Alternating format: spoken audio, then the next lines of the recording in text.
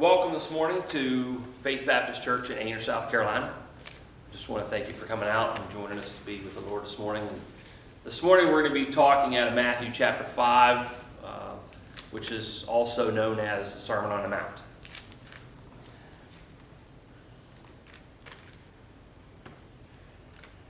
This is after Jesus just basically gets started in his ministry. This is in the very, very beginning. There's a time where, let's just go back here to a little bit of the history here. That's Matthew chapter 5. This is after he comes out of the wilderness being tempted by the devil. And he's called his disciples at that time. And then he moves into the crowd. A crowd of people have already begun to follow him. He hasn't really done a whole lot yet. But he starts by healing the multitudes. And things like that start to basically take word of mouth and go everywhere. So they're starting to follow him. He gets to this point where there's this group of people hanging out with him with the disciples. And he goes up on this mountain. And what he does is he gives us what we call the Beatitudes. And you can find them here in Matthew. You can also find them in Luke. Pretty sure they're in Mark too. But Matthew and Luke are the two big ones that you can get a lot out of, because there's some differences between the two. Luke puts a couple points in there that Jesus gives, and then Matthew gives a couple of different points for the Beatitudes. But for the most part, they're all the same in there. What Jesus does here is he gives us this view of the spiritual follower of God. Today we label that person as a Christian. But back then the term Christian didn't exist. So back then this is what it means to be a follower of God, to be a child of the King, to follow your Creator. You're going to see these little things happen. What's interesting about this little speech he gives here on the Mount is that Jesus 100% fully demonstrated this. He modeled this perfectly. But there's some problems with this, because even though Jesus said it, he left out some things. Because a lot of people think that when you read this is like this pathetic, weak little view of a Christian. And the reality is that's not what happened here. What Jesus is saying here is it's futuresque somewhat, but it's also for the now. But I'm going to read through these in a minute, but what happens is this is contrary to what's in our human being. Our normal response is not the way that Jesus lays this out. Normally, if somebody cuts us off at the red light, right? We don't say, oh, God bless them, they must be in a really big hurry. That's not normally the first thing that comes through our mind. Because the reality is that they could really just need to get to the hospital. Or maybe they need to get to Walmart to go to the bathroom. You know what I'm saying? When you get more of the story, you somewhat become a little more merciful in the way you think about that person that just cut you off. But that's not the way that we normally are. What comes out of this being is normally something kind of negative. Okay? Something, out the window or something like that. But it's not what Jesus is saying. That does not show the world the kingdom of God, and it's God. It doesn't do that. So let's go through these, because I want to embellish on a few of these, all right? Chapter 5, verse 2. Then he opened his mouth and he taught them, saying, "Blessed are the poor in spirit, for theirs is the kingdom of heaven." So the opposite of poor is prideful. The Bible also tells us pride cometh before the fall. So what Jesus is saying here is, if you want to be blessed in your life, lay aside pride and pick up a little bit of humility. Pick up a little bit of understanding, and you'll be blessed. See, because if we're running a prideful life, normally we're not being blessed very often, because God's not in it. You see, God's automatically in the humble. He's automatically there. And does all humble people know Jesus Christ? That's not what I'm saying. I'm just saying that if we live a humble lifestyle, God can move through that more. Let's look at number 2. Verse 4. Blessed are those who mourn, for they shall be comforted. See, this is a promise. See, mourning shows compassion and empathy. It shows an understanding of loss for another person. So if we run through our lives only thinking of ourselves and that everybody here is to give me something, that's not being a part of the group. I cannot tell you right now how much I absolutely hate this. You know what this is? I absolutely detest this. Right? My wife can test this, right? Do I hate this? I despise this thing. You know why I wear it? For everybody else. That's why I wear it. I don't wear it for me. Because I just want to breathe fresh air. I want to be able to get out of bed, get out of my car, go to the beach and go, there's life in breath. And this restricts that. I don't care what anybody says. This restricts that. So I put it in my pocket. Why? Because it's the right thing to do. It's watching out for my neighbor. I don't like the fact that the government is now telling me to wear it every place I go all the time, but it's challenging something in me. Be a little bit more empathetic, Ben, whenever you come in contact with your fellow man. Be a little bit more compassionate about what they're going through, what their fears are. See, that doesn't happen naturally in this human being. You have to gain it from somewhere. But he says, for they shall be comforted. Verse 5. Blessed are the meek, for they shall inherit the earth. I think this is interesting because the opposite of meek is impatience. How many people have been on the 501? For those of you who don't know what the 501 is, 501 is the main vein that goes into South Carolina's Myrtle Beach. And when you go on the 501, if the speed limit is 55, you can have 40 cars behind you and 40 cars directly in front of you, and there are people that are trying to squeeze in between you and the car in front of you that's less than 5 feet apart. Doing 45, 50 miles an hour. They will try to cram their car in there just to get to the next red light, to stop. And you're sitting right behind the person who just passed you. And then the next person is trying to squeeze between you and them, or them and the person in front of them. It's like, just be patient. We'll all get to the bank, to the beach at the same time. And we do. Ultimately, we get through the 501. It opens up right before the Intracoastal, and we all end up at the beach at the same time. We cross the water, and we get over there on the island side over there, and we're all there at the same place. Literally, hey, how you doing? You know, it's like a little bit of meekness, a little bit of patience. We need patience with each other, but we also need patience in life. God sometimes has to maneuver things around. That was in my prayer just a minute ago. Give God the ability to move things around.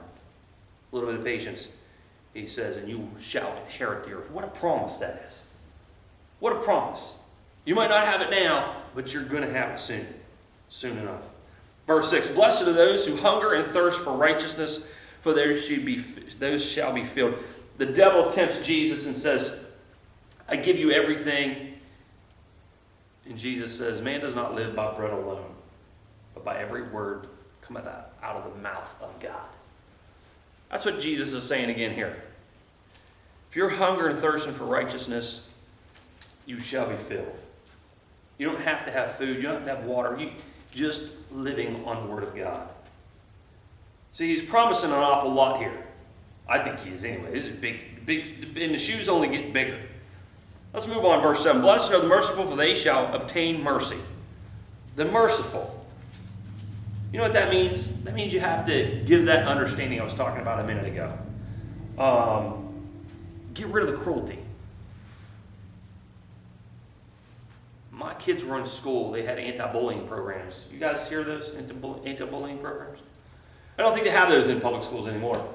Because I think the bullying has gotten like 100-fold worse than it was when I was in school. When I was in school, there was bullies, you know, and people had to step in and stop them from bullying. And sometimes kids had to stand up to the bully. Sometimes that helped out.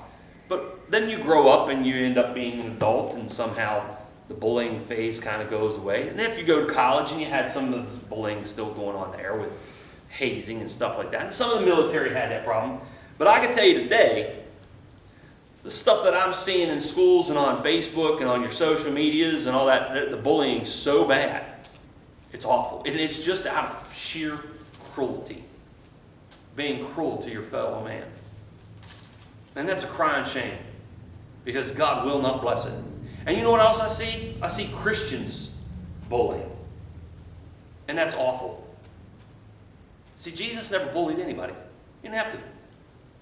He saw right into their heart. Telling you right now, saw right into their eyes and saw right into their heart like that. And he saw that what was in them was nothing but fear and pain, anger, frustration, and hurt. He didn't have to bully them. He just walked on the scene and said, it's time. It's time to follow me. Look at the fishermen. Have you ever thought about that? Here's the disciples out there fishing, and he just walks by and says, come follow me. Okay, sure, I'll do that. You know why? Because Jesus saw clear into their soul. And at that very moment, they were challenged with a future that was different than what they had ever thought in their mind. And he just followed him. They followed him not only because they wanted to, because I think he was a likable guy. Personally, I think he was a likable guy. They followed him because they needed him. Hunger and thirst after righteousness, and you shall be filled. Number 8, blessed are the pure in heart, for they shall see God. Here's an interesting one. He's saying that basically, if you purify your heart, if you come to the altar, and you lay down everything that you once was, and you stand up, you become a new man. When you get baptized in water, you come up out of there refreshed, born again. That's what he says. You must be born again. You cannot see the kingdom of heaven if you're not born again. You have to have that dedication, that commitment, that experience. And he's the only one who gives it to you. Nobody else does. But when you come up out of there, that new person, there's a new life for you. Purity of heart. Verse 9, blessed are the peacemakers, for they shall be called the sons of God. See, that goes back to the root of cruelty I just spoke about a minute ago. See, now he amps it up a little bit. Because now, not only can you you have to be merciful and not cruel to your neighbor, but now you have to stretch out and try to be a peacemaker. How many times have you guys seen movies where the guy gets in the middle of two guys fighting in a brawl in a bar, and she ends up getting punched? The peacemaker steps in, and sometimes you can get wounded. Jesus was wounded on the cross, and at the end, when he came back, guess what? His wounds were healed. It's time to step up. We've got to start being peacemakers. Donald Trump, for the third time this week, has now been nominated for a Nobel Peace Prize. 3 times in the last just over 3 years, he's been nominated for the Nobel Peace Prize.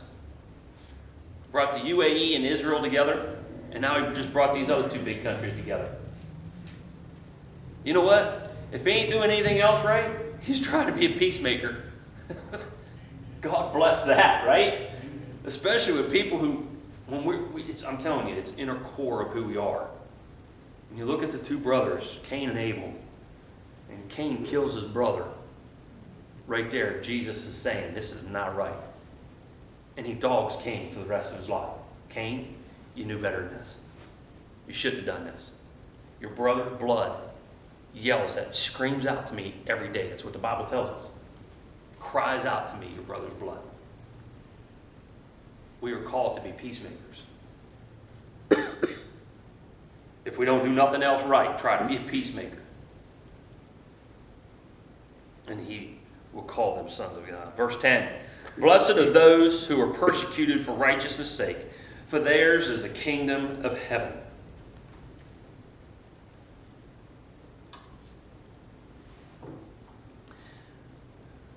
Like I've said before, you've got to kind of watch what you get into on the internet. But recently there was something that was put out that where the Bible says that in the last days right will be called wrong and wrong will be called right. There was something that was posted about children being taken advantage of. And somebody had posted back, somebody in our political spectrum, somebody who's a delegate over a state, said that leave people alone. If that's what they're going to do, that's what they're going to do. See, we have to push for righteousness. We have to be able to speak up for what's right and take down what's wrong. We have to be able to declare the two. Even though the Beatitudes seem like God is only going to bless those who are weak, there's a weakness, but then there's a strength in it. There's the ability to be able to say to your fellow man who's hurting, let me help you. And putting out the hand, and let me help you. But there's a strong side of that man. There's also the side that has to come up and say, you know what? That's wrong. That treatment right there, that's wrong. Innocent children shouldn't be taken advantage of. That's wrong. And Christians is where it starts. It's unfortunate that we have to be the voice of the Bible's reason. It doesn't make a lot of sense that 7.5 billion people on the planet have to really be told what right is and what wrong is. But that comes out of the Word. It tells us we have to be the voice of righteousness. So on the one side, God's saying, I want you to be weak in these situations because in the end, it will show your strength. Strength comes out of weakness. Jesus wasn't some weak, little, pathetic, scrawny little person. He was the strongest person you'll ever read about. His first war was with the enemy that brought down all of humanity. That was his first war.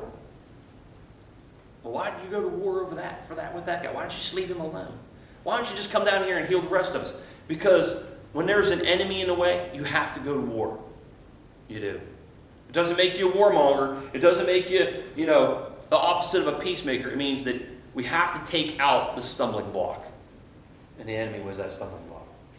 But after that, Jesus is able to, and that's literally less than 2 chapters later, Jesus steps up and says, now it's time for you, and this is how you get to heaven. This is how you become a child of God. This is what it looks like.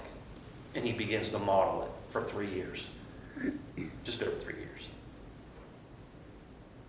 Our duty today is to be that testimony to the world, where we can stand up and we can say, this is how it's supposed to be. And this is what we get out of it. The promises of God will never go void. And if he promises that we'll never hunger after our simple hunger of thirst for righteousness, he says you'll be filled. Those promises are his promises to us. Okay? So go out there today, grab your neighbor by the hand and say, how can I help you? What can I do for you? Do you need anything? Don't hug them. We're still in COVID-19. But it won't hurt to go ahead and grab their hand and say, I'm here for you. Because the person right next to you may just be in just dire need of that little meek voice that can bring them out. That's truly out of the voice of strength. They need to see that strength, and you have it. God bless you. Hope you have a wonderful week.